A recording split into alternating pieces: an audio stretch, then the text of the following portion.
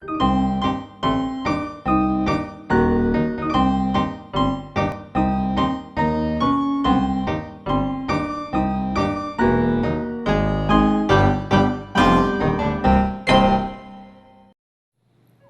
we're making. So what I'm going to do today is show you how to make a hot air balloon. It's quite difficult to show you for now, but I've got some little parts to do on that one, and they will actually hang like that. I'll show you the finished ones later, but it's the papier-mâché technique. So I'm just, to start off with, going to show you the sort of things I've used. So the first and most important thing is you need a balloon, you need brown gum tape, and then a selection of just A4 sheets of paper. So this one's quite a nice one, you can see clocks and things on that. So the first part of the technique is to make the baskets. Now these are just papier-mâché little boxes, and you can see this one I've already given a coat all over to give the pattern. I've got one here with clocks, and I've got another one here that's just ready for its second coat. You can see that it's not quite stuck down there and it needs another coat. So what I'm going to do is show you how to do that bit first, and then I'll get some balloons and we'll do another balloon. You can see with this one here, they are quite solid. They've had 2 layers of brown paper. You can just take a peek on the inside there. So they're quite firm. And then this one I've actually set the rivets in to hang the stringing on. But we'll do that later on. Okay, so I'm going to just stop there and I'll cut some bits out there. Right, so I've got the things I need here ready. I've got a small box, papier-mâché. I've got my scissors, normal craft PVA, which I've mixed up into a tub with half part water, half part PVA. And some nice long scissors, and as you can see I've got a piece of paper. So I'm just going to cut some strips now from my paper very quickly. It doesn't matter if you overlap or anything. A bit noisy these scissors on here, but there we go. I'll just do it as quickly as I can. It doesn't matter, you don't have to be perfect. You can do this on the guillotine if you prefer. I'm going to do some about 2 by 3/4 inch strips, different variants of lengths, still showing our pictures. Okay, and then I'm going to put that to my right. I've got my PVA ready, and I'm going to do the base of the box first. So I'll show you how to do that. So I always, with papier-mâché, use quite a big brush, and I let my brush do the work.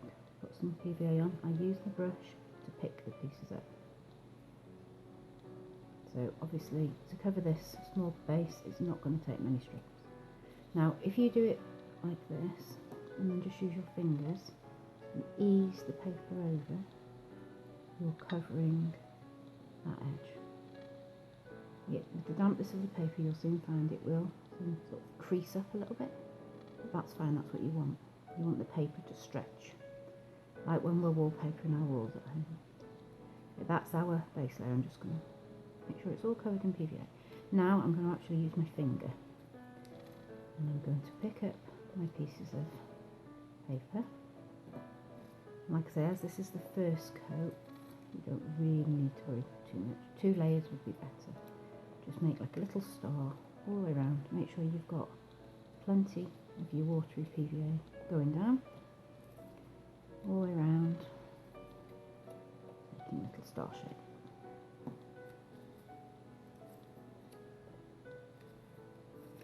I do this in one go, get it all on, and then I fold the layers over all at the same time as well. You can do this on a different shape box, square, heart, oval, whatever you can get at your local craft supply shop. Okay, so that's sort of covered the base of our box completely. I'm going to turn it on its side, so hopefully you can see now I'm going to get plenty of PVA all the way around. It's quite a messy project, this. So this is where I've got a scrap piece of art paper down. Now find the first one you did, you'll see that there'll be a double layer. Just grab that and again use your fingers get your fingers to pull the shape as tight as you can as you go around. Okay? Again, pull with your fingers. You're stretching the paper while it's wet. Once it's stretched, it's not going anywhere after. And it gives a nice effect. You've got all the different overlaying pieces of the pattern on this. If you are happier, you can work on a smaller scale. You can use inch squares or even smaller than that if you want a very tiny mosaic sort of pattern. You can use different papers. You can mix the two together. For these balloons, these are being made for a wedding table centrepiece, so I'll show you different stages as we go through. Just pull. You can actually see the colour just coming out of the paper because it's one we've printed at home, just a digi download that we've just printed ourselves using normal printer ink, so it's not an expense. But again, wrapping paper, wallpaper is brilliant if you can get an old roll of paper that you like the fabric of. Now you can just see that, oh, I've just caught that one, so I'm just going to reposition it.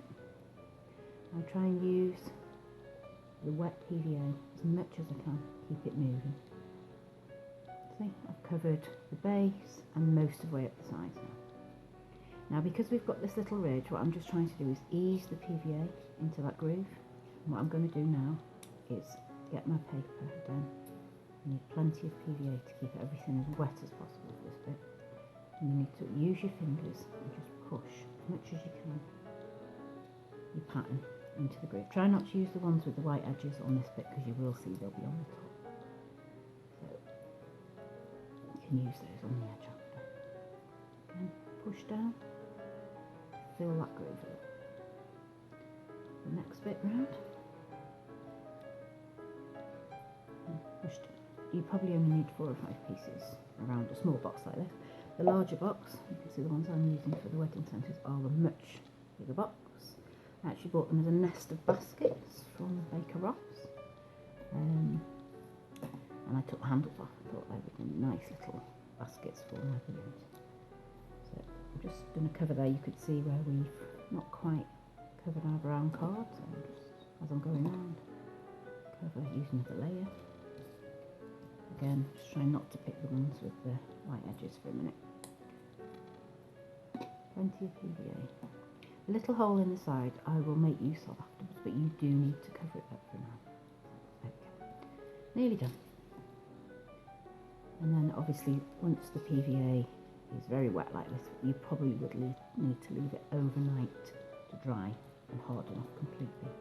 And then it would be up to you then if you want to put another layer on. Okay, I think I've successfully pushed that in all the way around. Again, I'm just smoothing. This is why it's a nice messy job. So now we're going to just do our final rim. Again, same procedure. Plenty of PVA. And then this is the one where you just need to be a bit more careful. Try and get it as close to the edge as you can. Go down your little dip again. And then I am overlapping a tiny bit so you can't see my white edges. Nice bit of key showing through there. Obviously the clock faces. And again, a bit more PVA. Just keeping it nice and wet all the time. I wouldn't recommend you dry these with a heat gun. I would recommend you just leave the papier-mâché to dry, and the stretch that you've made will remain, and you're less likely to have ripples or problems with the paper sort of bending up or ripping. The PVA will make sure it dries nice and flat and taut because it's almost giving it a varnish layer. Right, again, just nice, pull it round all the way around. Now what I'm going to do now is, obviously I've got some pieces left. I'm going to pick out a few feature pieces now, just so that you can see the nice pattern on the paper again, on the side bit of the box. So just pick those ones out. Another one there. We've got a nice, I'll just go over those. The colour will bleed a little bit, like I said before. I quite like the effect of it being different colours, but okay. You don't need to worry about the base, just leave that. Now what I would suggest you do is find something you can put it that way to dry on. And I've got a little box here, I'll pop it on a little box. Leave it overnight now.